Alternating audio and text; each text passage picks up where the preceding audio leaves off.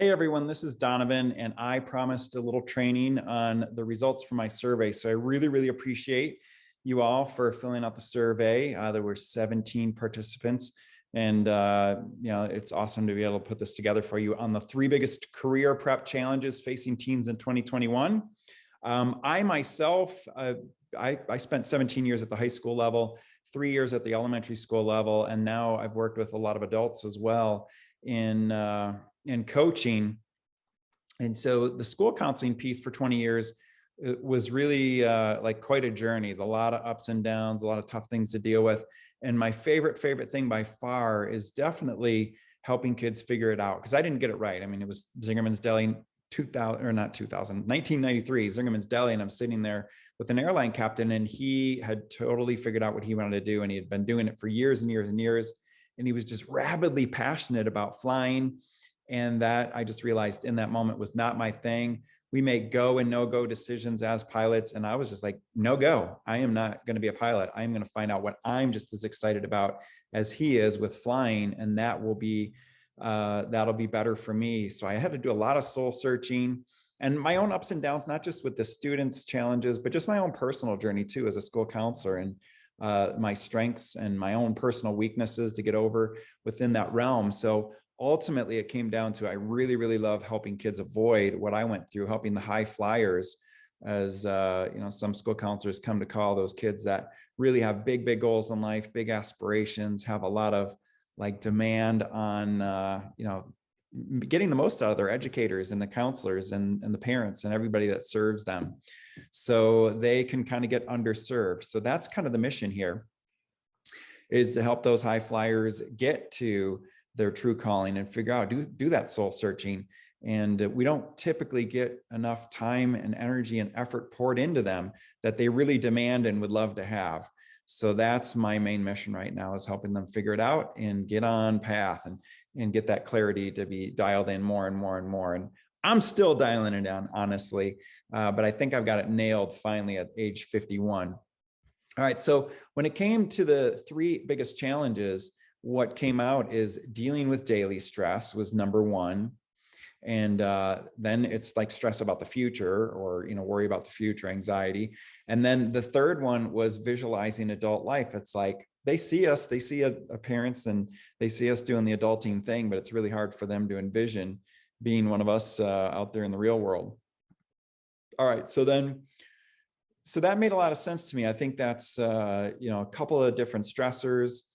And then also just this toughness with thinking about the future and visualizing the future. We had a few other options there. We had knowing what to learn while still in high school, knowing what to do while still in high school. Those were pretty low.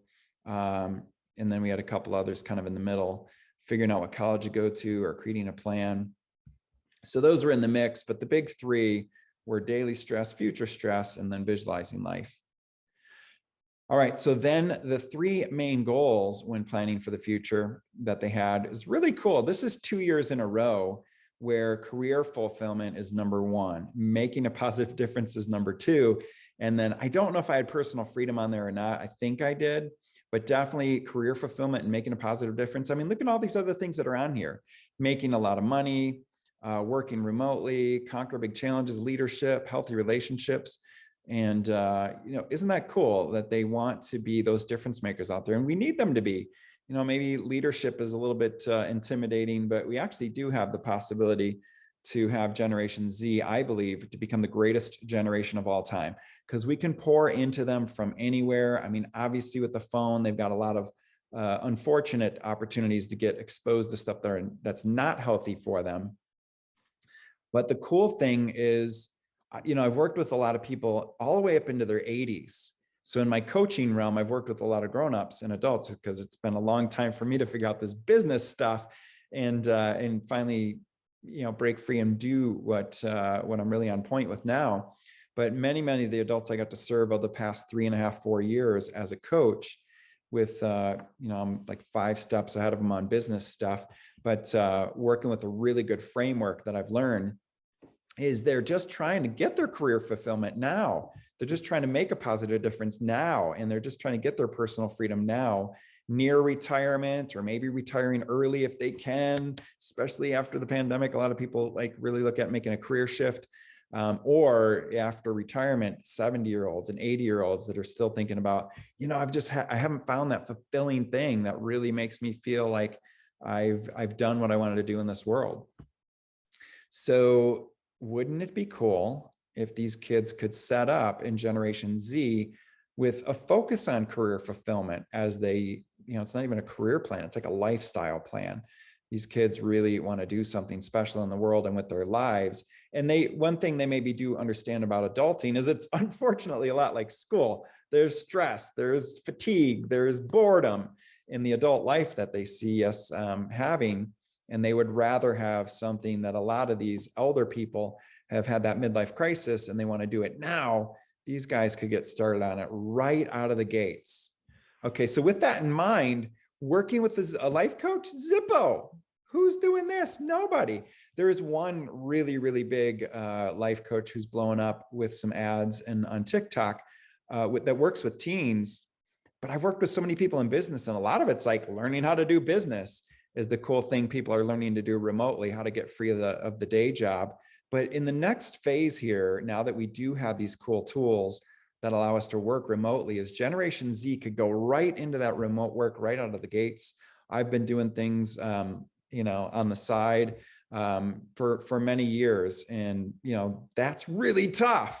It gets in the way of the day job. It makes you feel like, not feel like it. It didn't allow me personally to give my best to everything I was doing.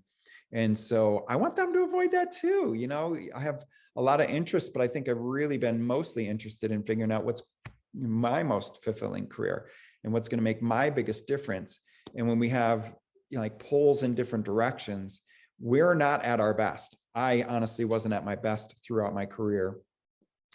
And now I've worked with coaches. I've worked with one coach for as long as 4.5 years. I've worked with many, many other coaches for a couple of months, another one for a year. So this coaching, it's not a thing. It's Zippo, 0% in the world of parents and teens here. So a lot of kids are talking with their family members, and their family members, they have got some perspective. They're out there in the work world.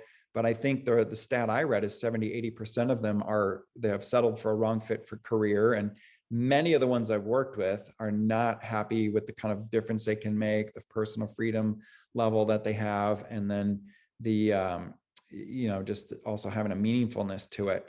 So family members, that's where they turn to most, then researching online. So they're pretty resourceful, and then school counselors. And so when they come to the school counselors, that's definitely something that freshman year, sophomore year, junior year, senior year, school counselors are working with them, mainly kind of systemically and programmatically in big groups or maybe classroom settings, but definitely a little bit one-on-one as well.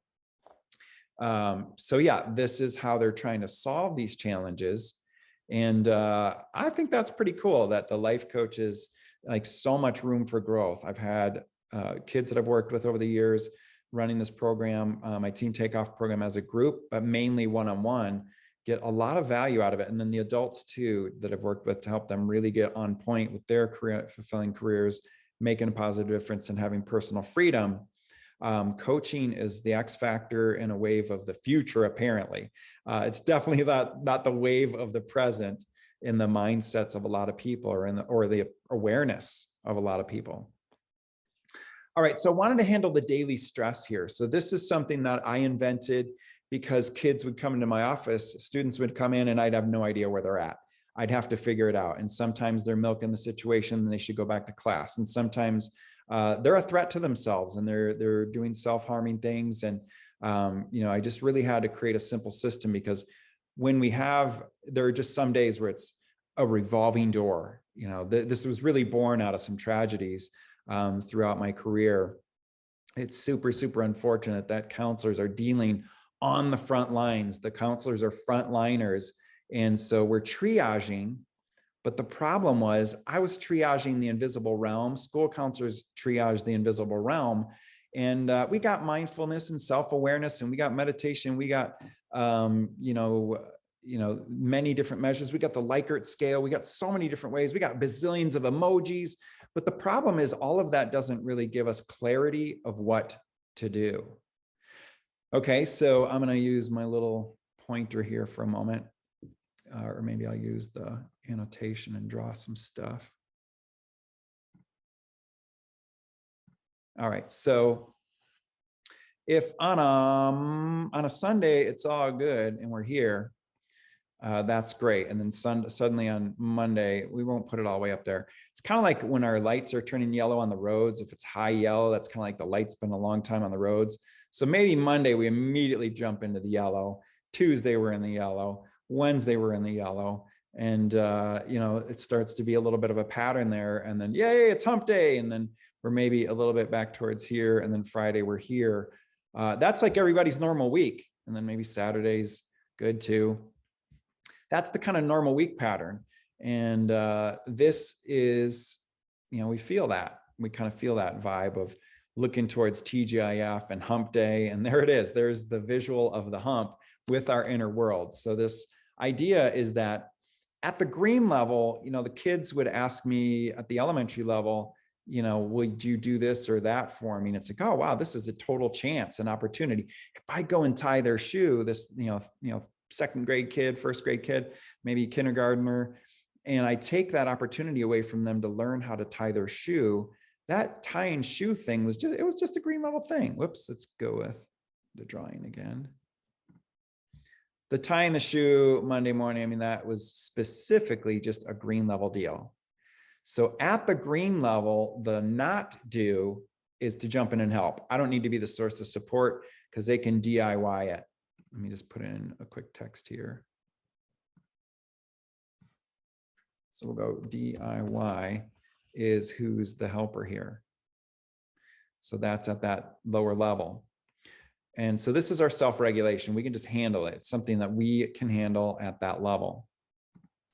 All right, so then if it's something where they're like at recess, I guess I'll just leave that dot there. If it's not recess, let's go high school. So we're talking teenagers. So for high school and we've got an issue and there's like, we can mediate the issue. Well, if we actually teach them how to work things out, we teach them how to co-regulate or actually, mediate or work out their conflicts, then also the not do is to jump in and play referee.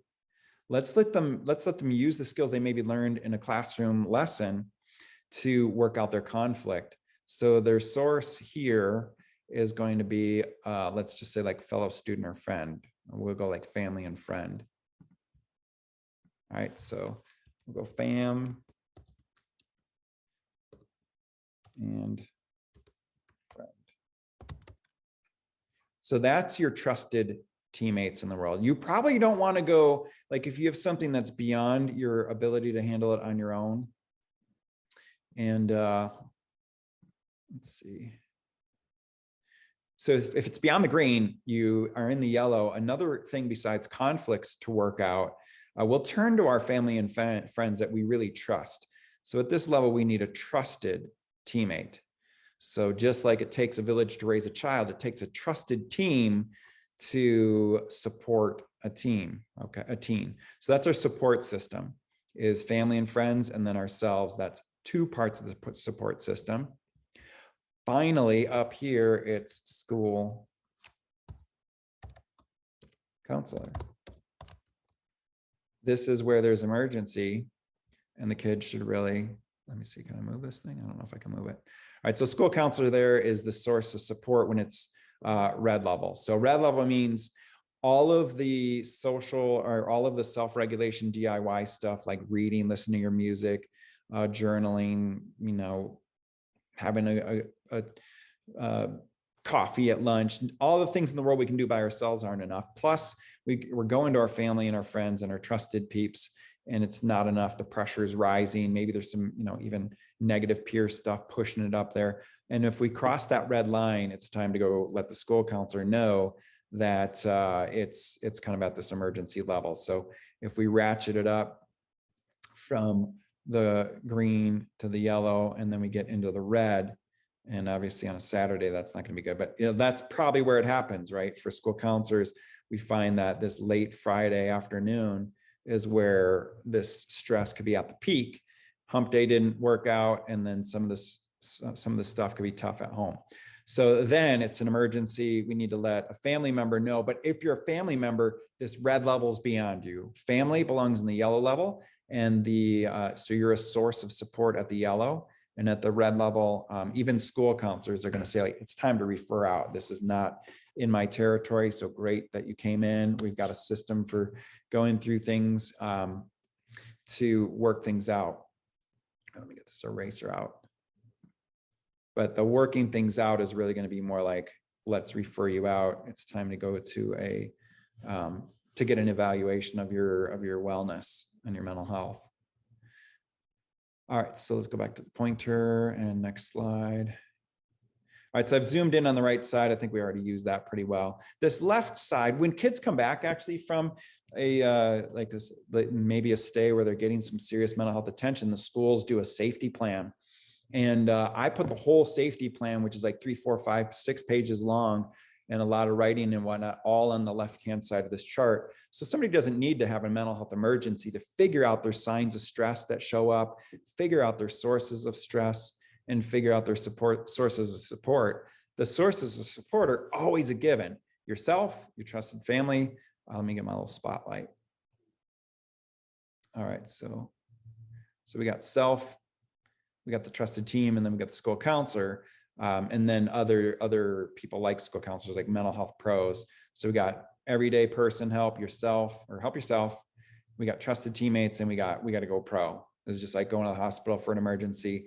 You have to have a professional at this red level. So we got all those emotions. We got all these emojis. We got self-awareness. We got mindfulness, all these different things, but it all boils down to these 3 levels to handle that daily stress or that stress that stacks. We had a group called Yellow Ribbon come in, and they talked about stacking and protective factors. So yourself is your protective factor at the green.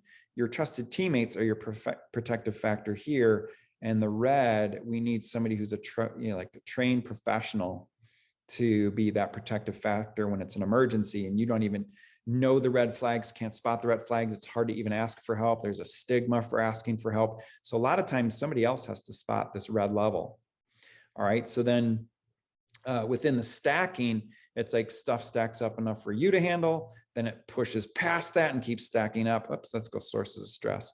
And let's go with the stacking idea here. So it's stacking. Now you can't handle it on your own. Stacking.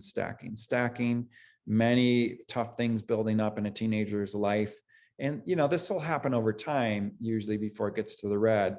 Now they can be zipping right to that red and things could stack up quickly and they could be super impulsive. And we really want to be on it as much as we can. And that's why just using a ridiculously simple system like this can be profound.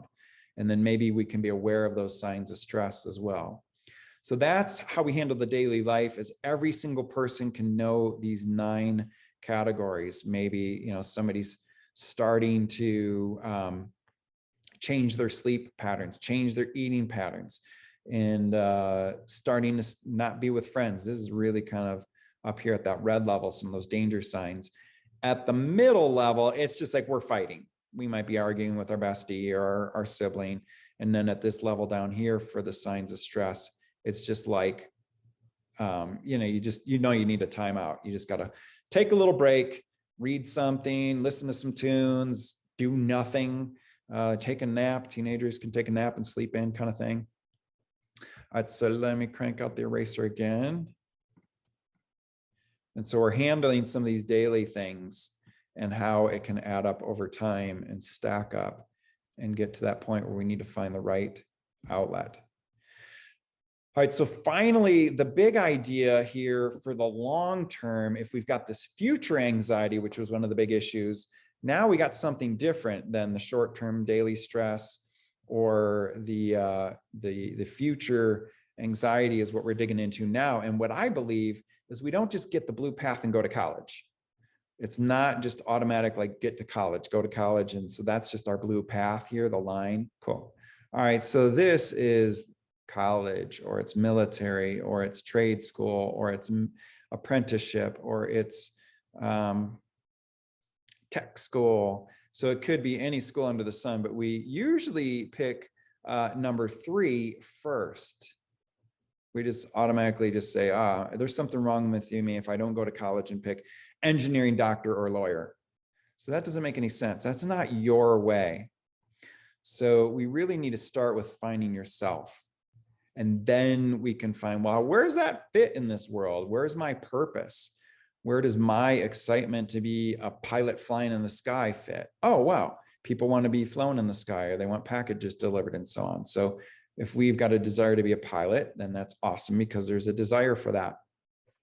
These days, the really super cool thing for Gen Z is there's going to be a lot more carving out your niche. So if this space doesn't even exist, that's cool. Find yourself, then think of something that doesn't even exist and it can be created and you can create your way.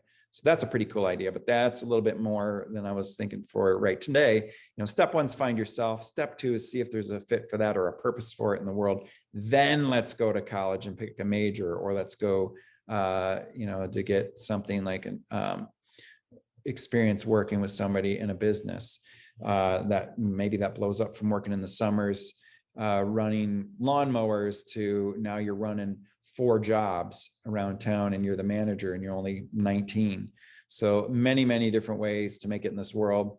And college is falling down a little bit in terms of being the be all end all answer. It's still the big percentage answer for almost everybody, especially the high flyers. However, we got to do it in the right order. All right, so that's the idea. And I use a system called PAID. I'm going to revisit both of these things in a minute. Basically, there's like so many different personality inventories. And I spent 5 minutes one day just lasering in on the big 4 and putting things in order of the big 4. So the big 4 for any career that exists now or will exist in the future is P, stands for a people person. And you also could be predominantly an active person. And you also could mainly be a creative type or an ideas person. And then finally, spotlight again, finally the data person. So P is a people person, A is an active person, I is an ideas person, D is a data person.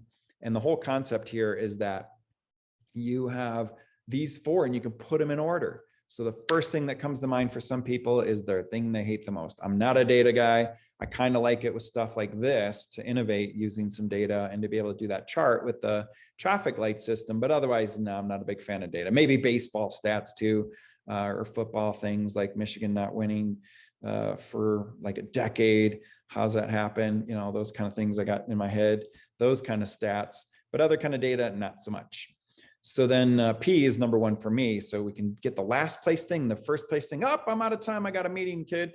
I hope that helps you to know that D is your last place thing. P is your first place thing. Go brainstorm some career ideas and see what fits you. And then also think about, what ones are not going to fit you as well. So I'm actually going to offer something that I typically sell for free for you guys filling out the survey. So we'll come back to that in a minute. But that's what I go over in a little bit more detail. And the kids that we refer to in the school counseling realm as high flyers, they require more lift.